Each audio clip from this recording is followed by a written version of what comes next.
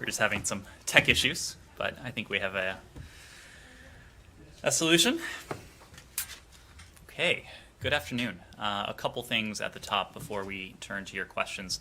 First, reflecting the United States' solidarity with India as it battles a new wave of COVID-19 cases, the United States is delivering supplies worth more than $100 million in the coming days to provide urgent relief to our partners in India.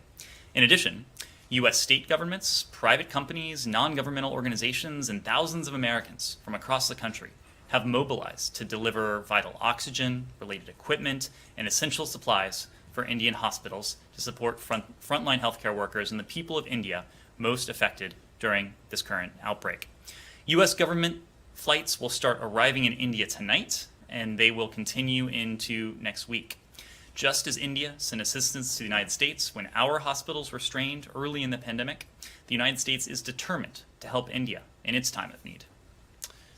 Next, we are deeply concerned by the Ukrainian cabinet of ministers' recent actions to manipulate existing regulations to dismiss the supervisory board and replace the management of Ukraine's leading energy company.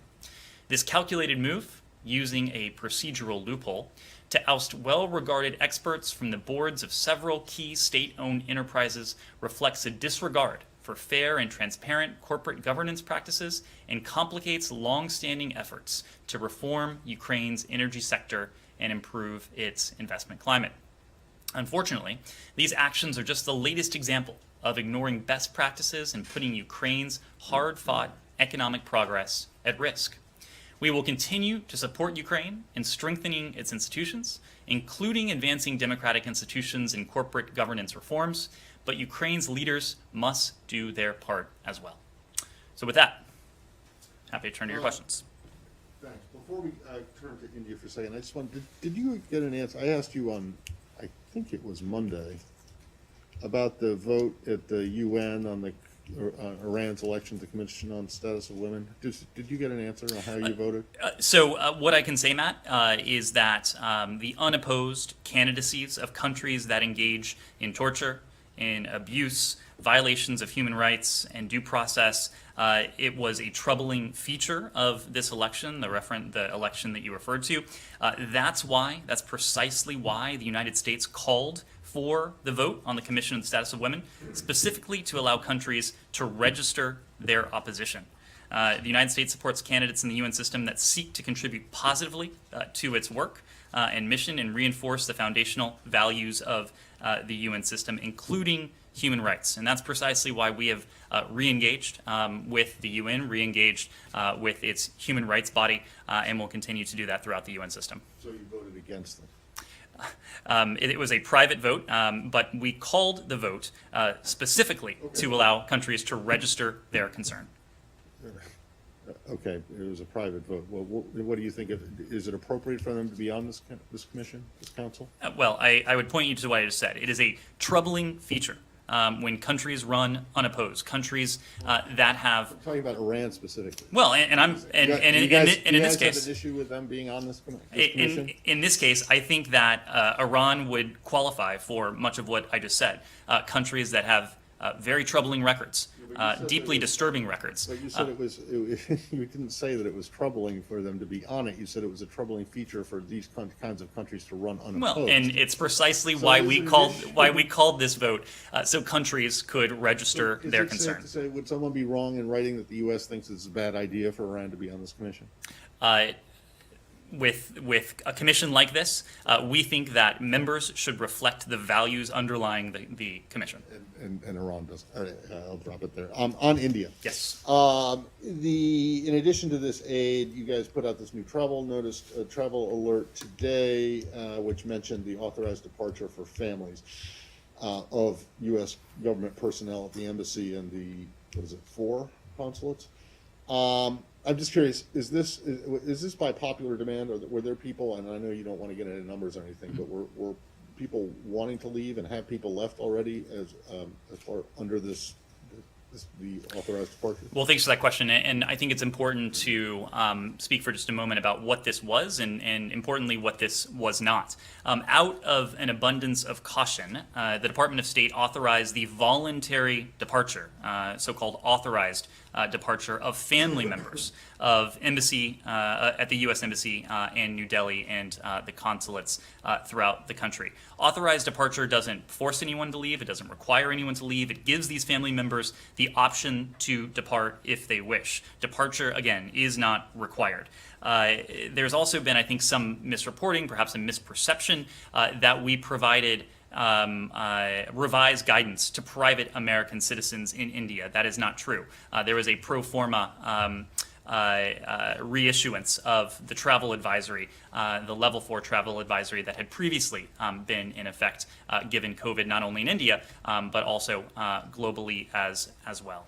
Yeah, but are people taking advantage of it?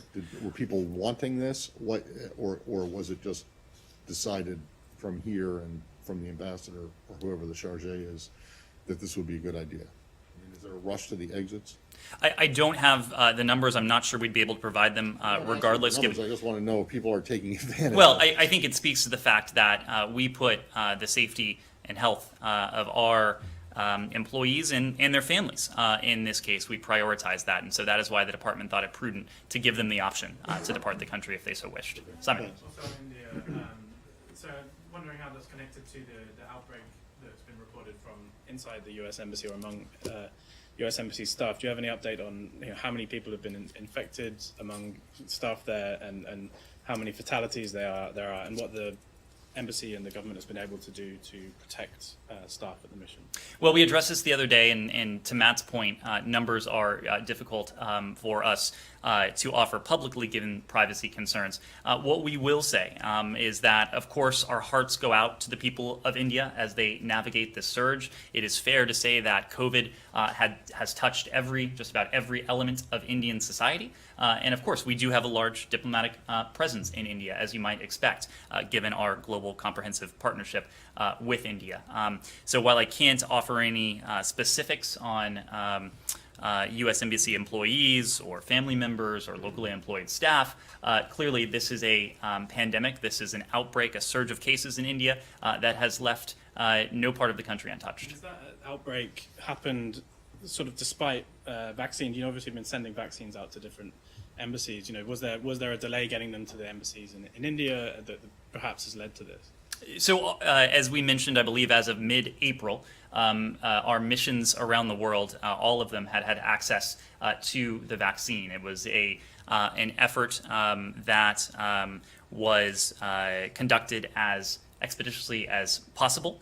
The vaccines have been in India available to our employees, to embassy staffers in India for several weeks now.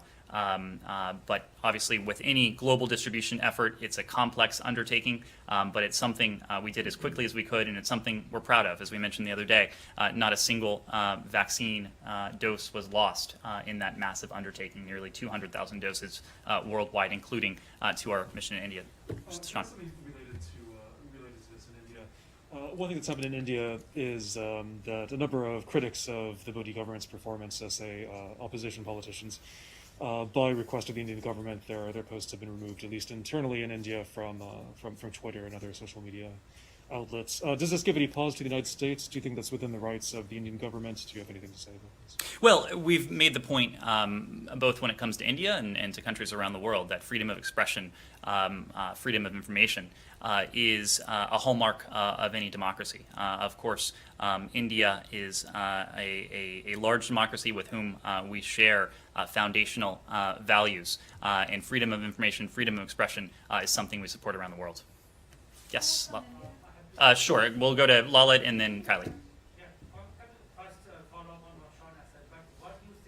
The tool of freedom of expression or social media is used as a tool to incite violence against the government or the disturb law and order. How do the government handle that?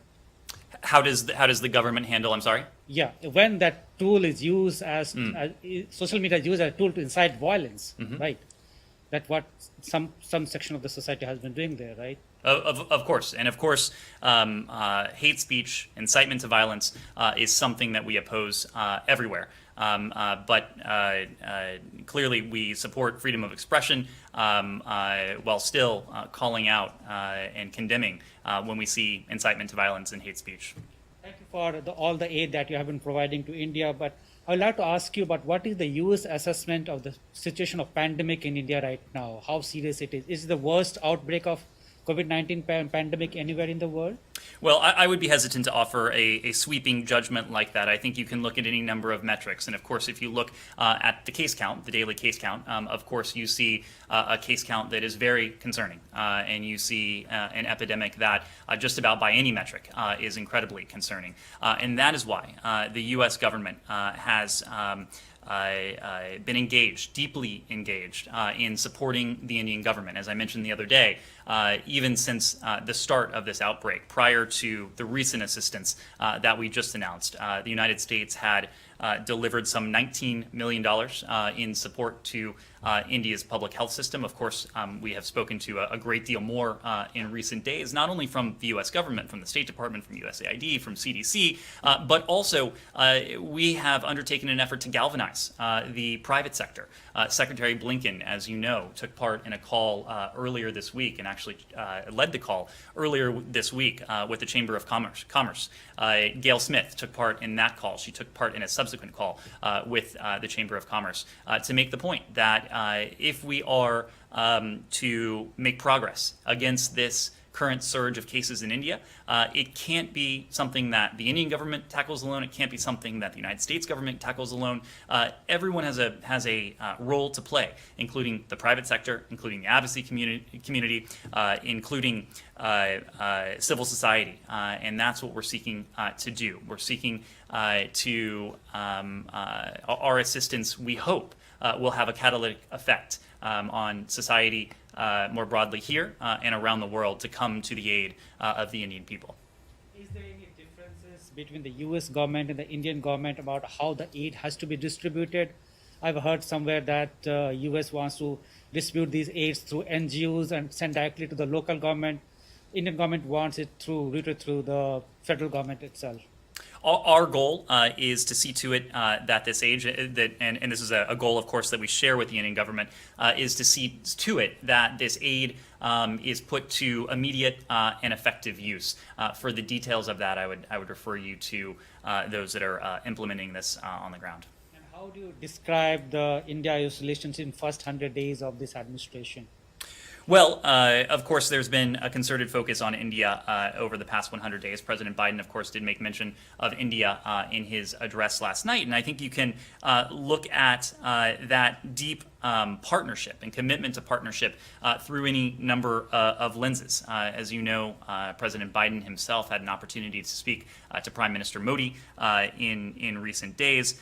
Secretary Blinken has engaged with his foreign minister counterpart, Jai Shankar, several times as well. There have been several high-level delegations. Secretary Kerry was in India not all that long ago to discuss climate. Secretary Austin, the Secretary of Defense, was in India not all that long ago to discuss elements of our security cooperation. We have engaged with India in the multilateral context as well through the Quad, both at the ministerial level and for the first time ever at the leader level. I've mentioned our climate cooperation, but also our health cooperation. And this was something that predates the pandemic, but it is something that intensified with the onset of the pandemic and intensified even further with the uptick in cases, the very concerning uptick in cases that we've seen in India in recent days. So I think it is engagement that reflects our global comprehensive partnership.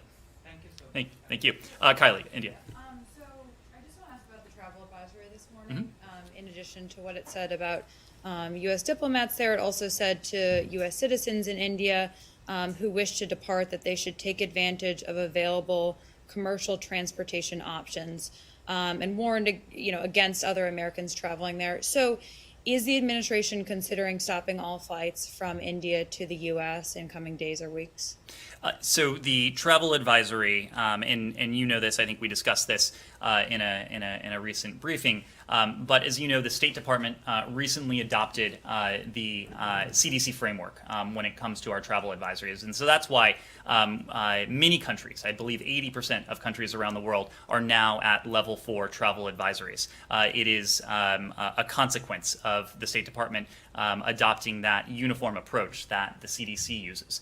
So when it comes to our guidance to Americans in India, that did not change. What did change was the ability of American family members to depart India on a voluntary basis should they choose to do so. My understanding is that commercial travel continues, commercial flights continue to take off and land in India. When it comes to any travel restrictions, as you know, that is something that is determined in close coordination and under the advice of public health professionals at CDC and HHS.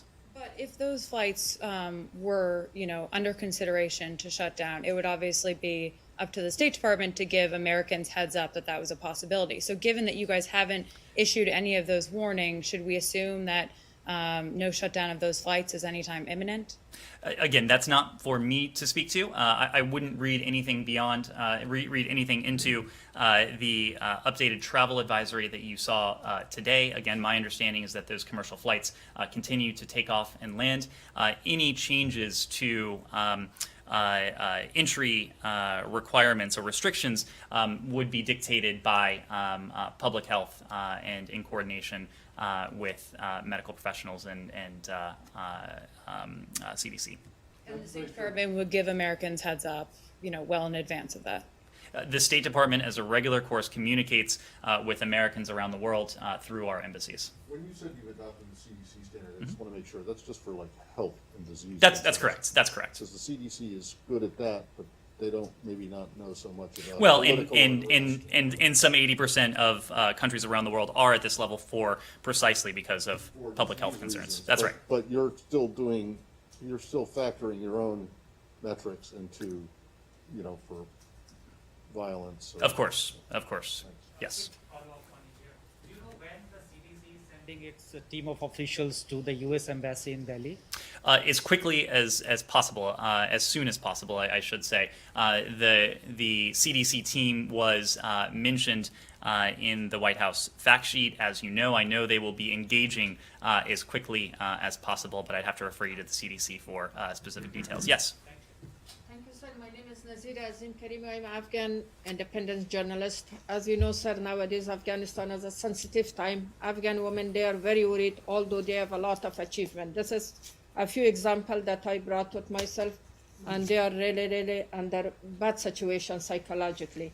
Can you give me some details, short information that what will be their situation in future? They are really worried about their future.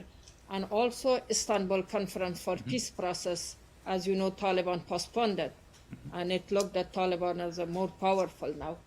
Istanbul Conference will take place or not? Well, when it comes to the Istanbul conference, we've heard from the organizers that they would, it's unlikely to take place during the month of Ramadan, but would need to refer you to the organizers for updates when it comes to that.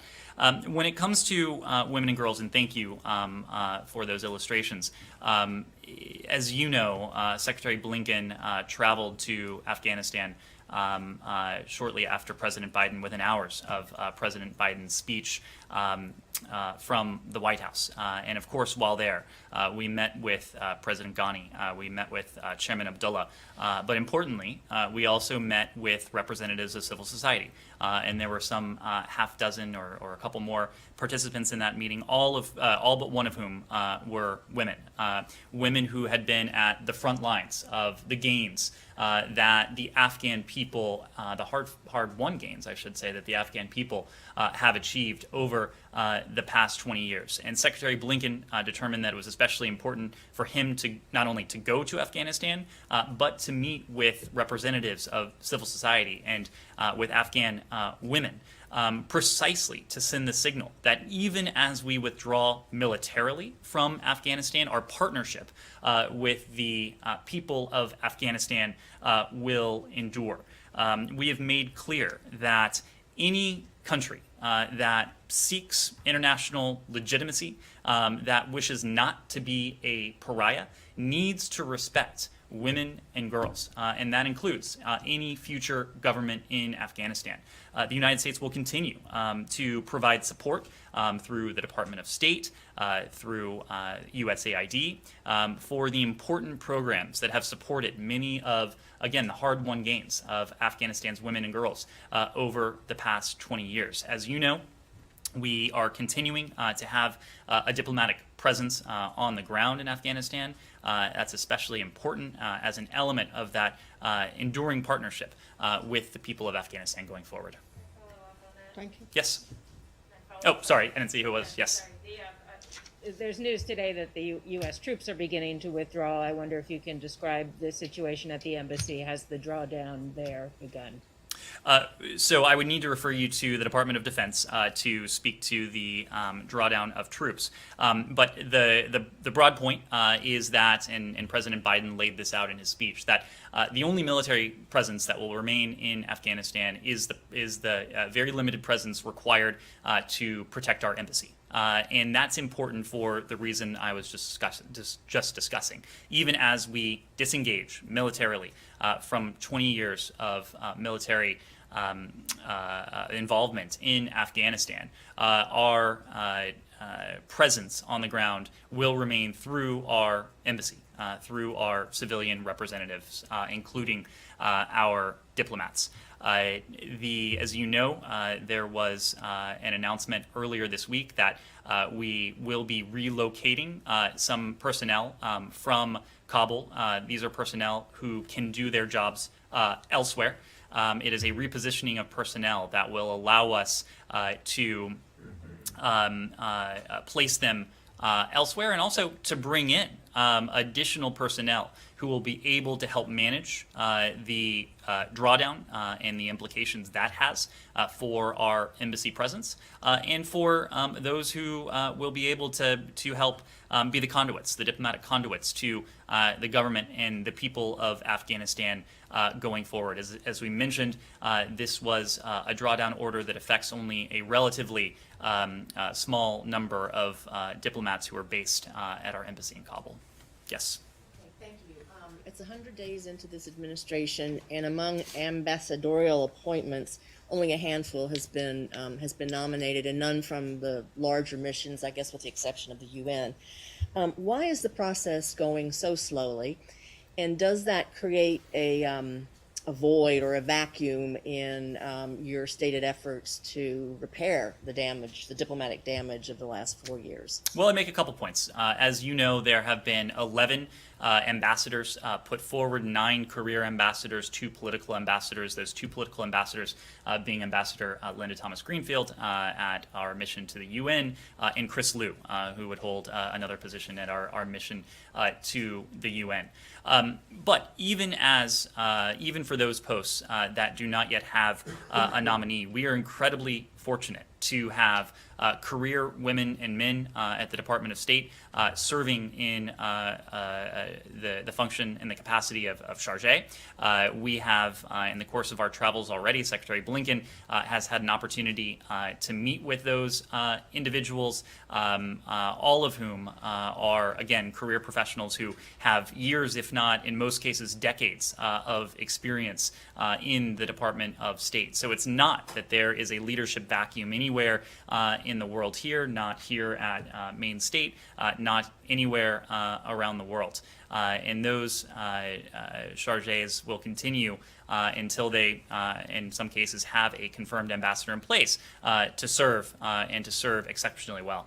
Any reason, though, for the slowness of the process? Well, it's as you know, this is a process that is handled by the White House, by the Presidential Personnel Office. It's an office that not only oversees nominations for ambassadors here at the Department of State, but appointees and nominees throughout the executive branch. So they clearly have a lot of work. As we said before, the White House has put forward nearly a dozen nominees for ambassadorial positions. That's in addition to the nominees that have been put forward for other positions here at State, including Assistant Secretary and Undersecretary positions as well.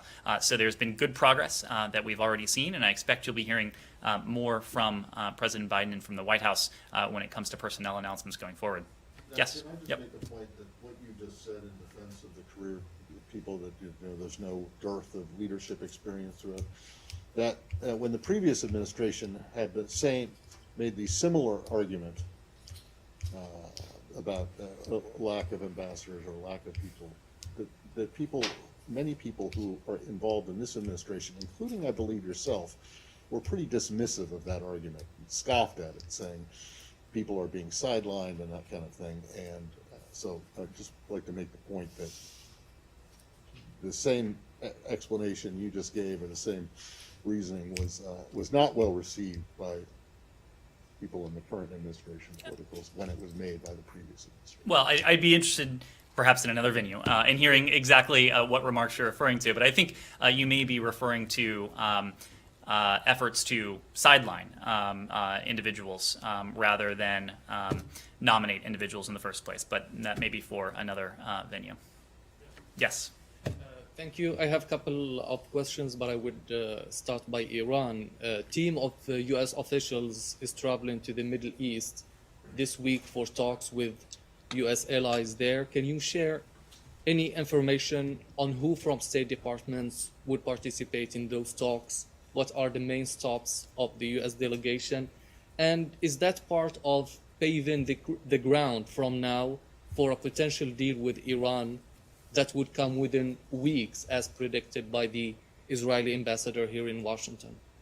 Well, we don't have details to share at this point. What I can confirm, however, is that a senior interagency delegation will be traveling over the coming week to discuss a number of important matters related to U.S. national security and ongoing efforts to de-escalate tensions in the Middle East. I suppose I would hasten to add that this delegation is not focused on any one issue, certainly not focused just on Iran and anything that may emanate from the ongoing discussions in Vienna. When it comes to those discussions in Vienna, I would use this as an opportunity to make the point that we are now in the third round of what promises to be a multi-round exercise. It continues to be a venue that where we've been able to engage indirectly with the Iranian delegation in largely thoughtful, business-like, constructive dialogue, but there is still a great distance to travel.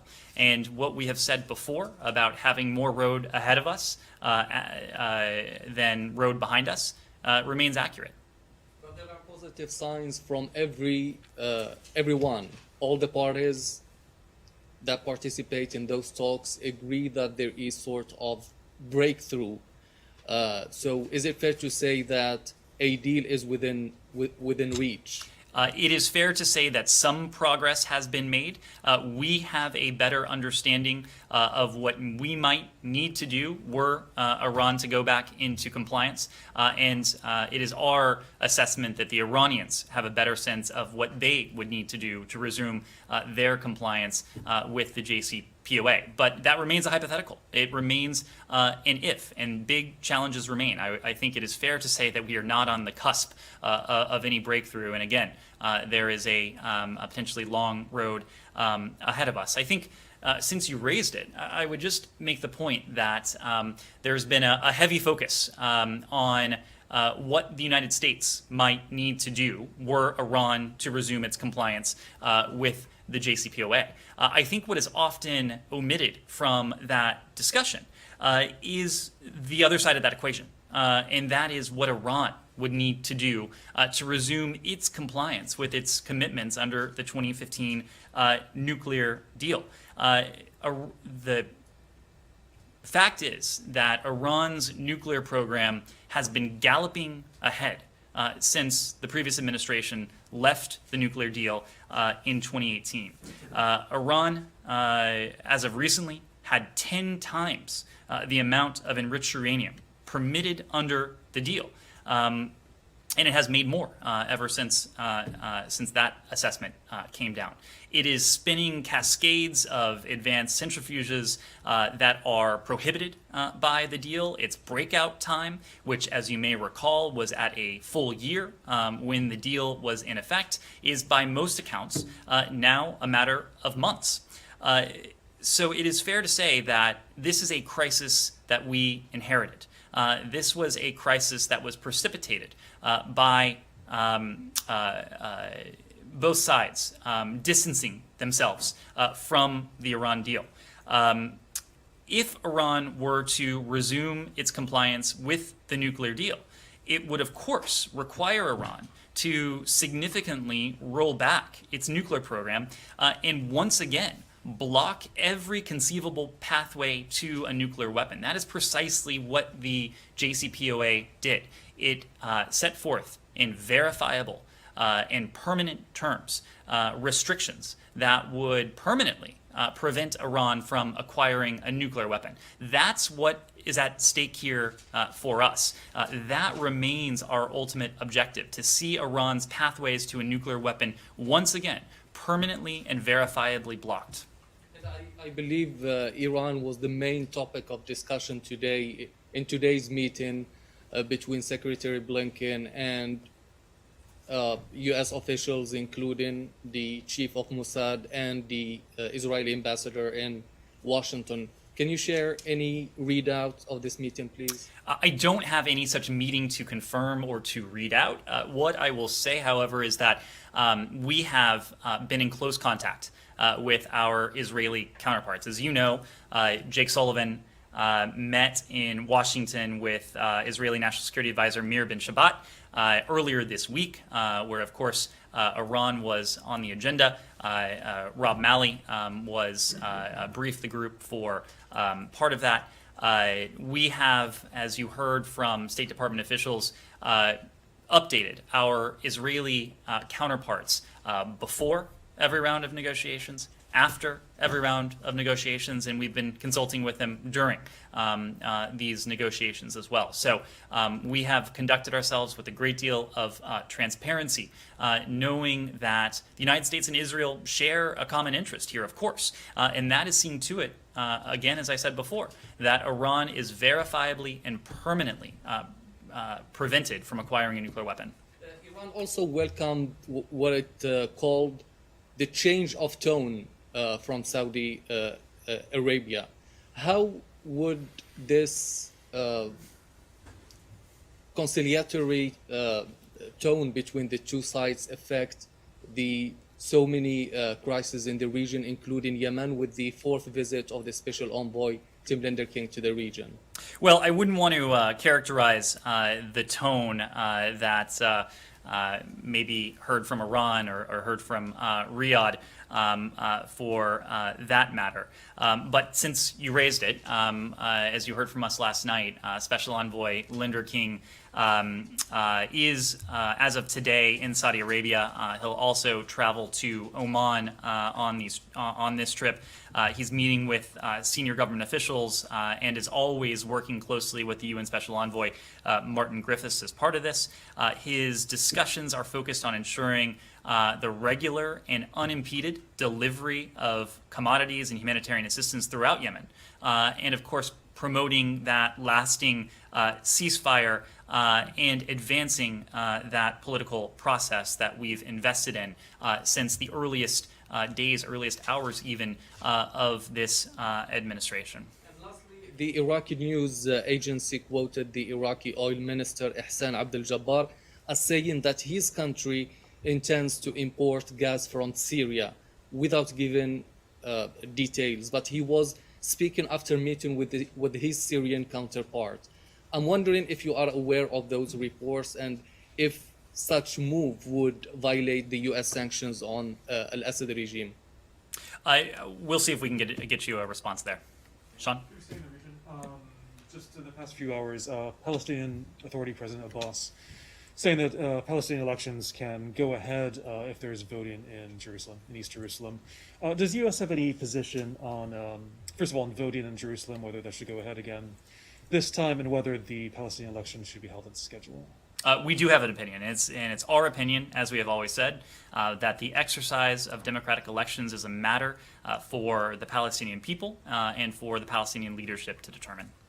What about the vote in Sounds like you Jerusalem? don't have an opinion at all. Well, no, it is actually an affirmative position. We believe in an inclusive political And process. That's what the Bush administration said when there was an election in Gaza. And So look how that happened. it So continues to be our position that democratic elections are a matter for the people and the Palestinian leadership to determine. By the way, that happens to be our position on elections around the world. We never dictate when it comes to elections, when it comes to the outcome of elections. I'm sorry? So it's okay if the election isn't democratic too? Free and fair When is. it comes to democratic elections, we think it's up to the people. I mean, shouldn't they always be democratic? I, How about voting in Jerusalem? Sorry.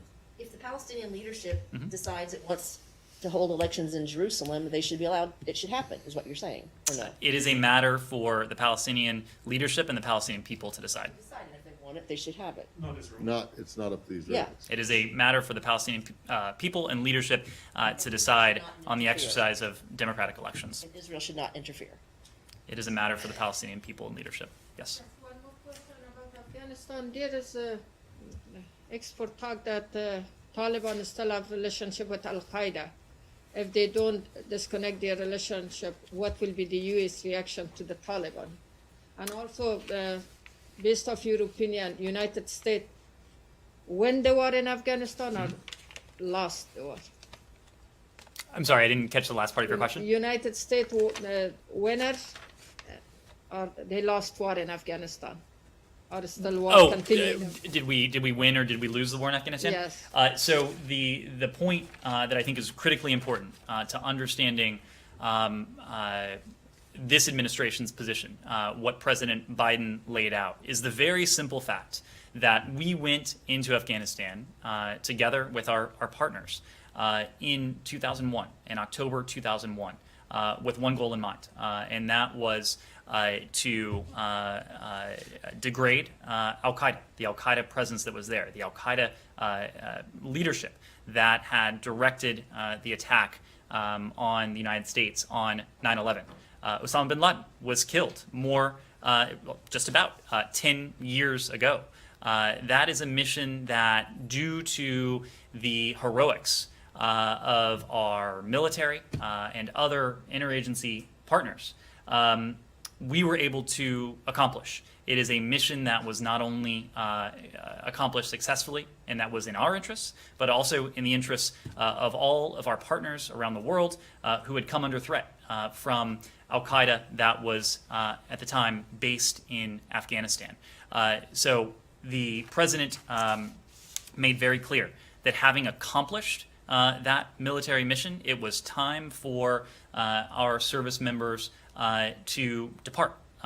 But again, he was equally clear that even as we withdraw militarily, we will remain engaged diplomatically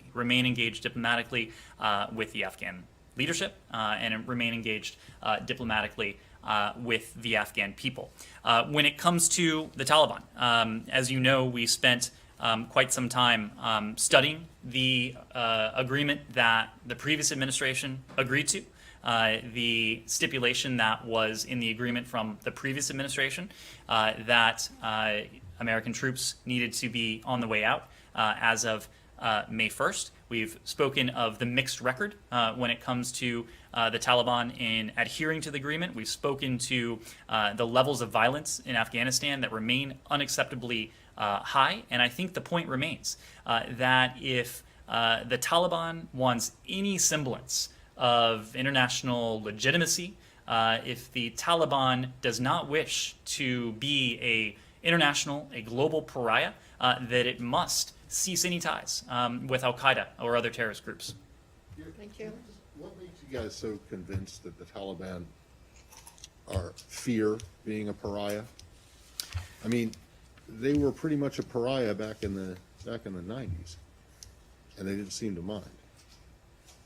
Do you think things have changed that much that they now are so eager to be a part of the international community If that they will change their ways? the consequence of being a pariah, of lacking into any international legitimacy is, I think, in our minds, the inability to have any durability to that sort of movement. If the Taliban wants to be part of Afghanistan's future, they're not going to be able to do so if they do not respect the rights of women and girls, if they do not sever ties with Al-Qaeda or other terrorist groups. So it is not only consistent with our values and with our interests that the Taliban do this, but if the Taliban think they have a future in Afghanistan, it's also in their interest. The Taliban don't care about what your values are. They care about their values. And why are you guys convinced that their values include not being an international pariah when the evidence, strong evidence from the previous time they were in power, showed that they didn't care? Because engaging in these sorts of practices or failing to follow through with these sorts of commitments won't afford the Taliban any degree of legitimacy or durability. And I think durability is certainly something that the Taliban seeks to achieve. They would not be able to achieve that absent these steps. Russia, sure. The Russian Foreign Minister Lavrov said that he's going to attend the meeting of Arctic nations in Iceland, and he said he's ready to meet Secretary Blinken at that location. Does Secretary Blinken feel the same way as he opened the meeting with Minister Lavrov? Well, I wouldn't want to get ahead of things. I would make the broader point that in the midst of these very challenging times in the bilateral relationship with Russia, in the context of a relationship that we would like to be both stable and predictable, we know that an ingredient to seeing that through is engagement, should be engagement. That is why we hope and we expect that not all avenues for engagement will be shut off. And that is why you have heard us object to the steps that we've heard from Moscow to limit our diplomatic presence in Russia. We know that if we are to inject some degree of stability, some degree of predictability into this relationship, there has to be, or there needs to be, some semblance of engagement. And so that's why President Biden, in his conversation with President Putin the other day, held out the prospect of a meeting between the two presidents in the coming weeks. But when it comes to the upcoming Arctic conference, I just don't have anything to preview at this time. And the status of the Russian local staff at the missions, is that still in limbo, or has that been clarified by Moscow, the status? Well, what I will say, and to go back to what I was referencing a moment ago, is that Moscow formally notified the State Department of portions of the additional actions it is choosing to impose on our mission to Russia, but we don't have the full details of that yet. We are in the process of reviewing the measures that have been formally relayed to us.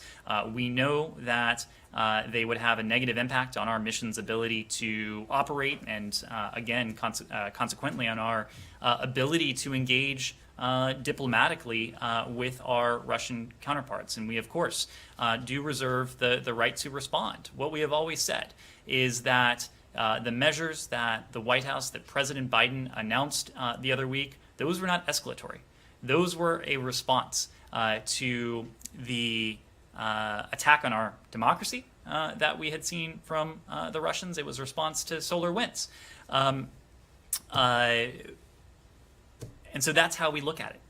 It is not that we have escalated, and we continue to review what the Russians have communicated to us, knowing that we do reserve the right to respond depending on what we hear and what we assess going forward, but also knowing that, again, we need to keep those lines of communication open if we are to inject some degree of stability and predictability into the relationship. Yeah. One other follow-up on Russia. The Secretary yesterday mentioned that he's raised the issue of RFE-RL. Can you be any more specific about what the U.S. wants to see there and how you hope to resolve that? Well, media freedom, as we know, has come increasingly under threat from Moscow. The Russian government's long-running campaign against independent media and voices has only intensified in recent months. We've seen, of course, a broad crackdown on human rights and those seeking to achieve a greater degree of inclusiveness and participation in Russian society, only to see the Russians attempt to quash that. For more than 70 years now, RFE/RL has been a vital source of objective news and information for the people of Russia, and an important link between our two countries. As Secretary Blinken said, he has raised this issue with Foreign Minister Lavrov. He and other officials have called on the Russian government to reconsider its actions against RFE/RL. And we have heard, we've been gratified to hear statements from some of our international partners joining that call. Unfortunately, the Russian government is increasingly intolerant of outside perspectives. We've made clear that Russia's actions against RFE/RL and other media organizations labeled as so-called foreign agents reflect significant intolerance and oppressive restrictions. We'll continue to raise this case, the case of RFE/RL, freedom of expression within Russia more broadly, and human rights more broadly as well with our Russian counterparts. Should the Russian government continue to move to forcibly shut down RFE/RL, we will respond. Yeah, Sean. Different topic. Haiti. This week, Chairman Meeks wrote a letter saying, basically quite critical of policy currently on Haiti. One of the more specific things he was saying that the U.S. shouldn't support the constitutional referendum that's coming up. I know that generally you don't want to respond to everything from the Hill, but in this case, does the United States still support does the United States support the constitutional referendum in Haiti? Well, you're right. We don't comment on correspondence from the Hill, but let me just give you a sense of our view of this. And that is that holding overdue elections are the democratic means to end Haiti's irregular and prolonged rule by decree and to restore the legislature's role in Haitian democracy. Presidential elections scheduled for the fall of this year are necessary to transfer power peacefully and on a timely basis from one democratically elected leader to another. We have repeatedly stated that constitutional reform is for the Haitian people to decide. We've emphasized, and this goes back to part of your question, that the U.S. government we've emphasized to the government of Haiti that the U.S. government will not provide financial support for a constitutional referendum. Will not for the Will not constitutional for a referendum. constitutional referendum. Do you oppose it being held, or is it just a matter of U.S. support? It is, again, when it comes to those moves, these are for the Haitian people to decide, but when it comes to that referendum, it is not something that we will provide financial support for. Why is it necessary in Haiti for presidential elections to transfer power peacefully and not for the Palestinians? As we said, this is for the. You said you didn't. Yeah. You said that that's up to the Palestinian people. Well, in Haiti, you say that these are necessary. Why aren't elections for the Palestinians necessary? We are talking about the timing of the Palestinian elections. That is for. We're also talking about the timing. Have been talking about the timing This of the is Haitian elections. this is written into.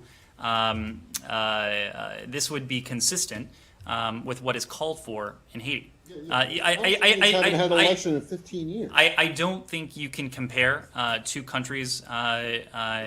In some cases, we're going to have apples and oranges. But you made a blanket statement that elections are up to the. But there are also key differences between the contexts in Haiti and with the Palestinian Authority. I saw one final question. Yes. Yes, on Syria, what would the U.S. government do in order to revive the political process, in order to counter the fact that President Assad may be in the power for another 7 years? And would the U.S. consider nominating special envoy to lead those efforts?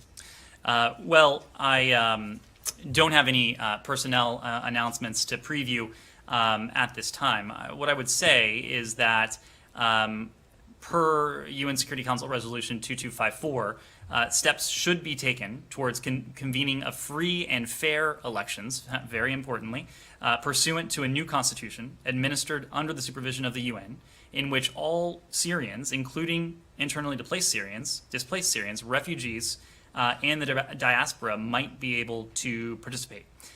We believe that stability in Syria and the greater region is best served through a political process that produces peaceful outcomes in Syria.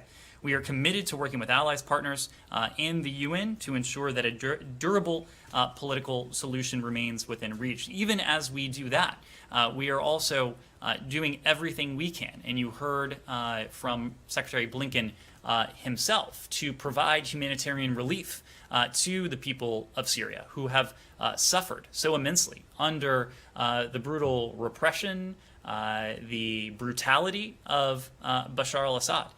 We've spoken to our commitments to the tune of hundreds of millions of dollars, not only providing that aid, but also seeking to provide humanitarian access to ensure that that aid can reach those most vulnerable and those in need. We have done that in the face of resistance, including within the UN Security Council. We continue to work on this issue, just knowing how vitally important it is to the well-being of the Syrian people. Thank you very much, everyone. Thank you.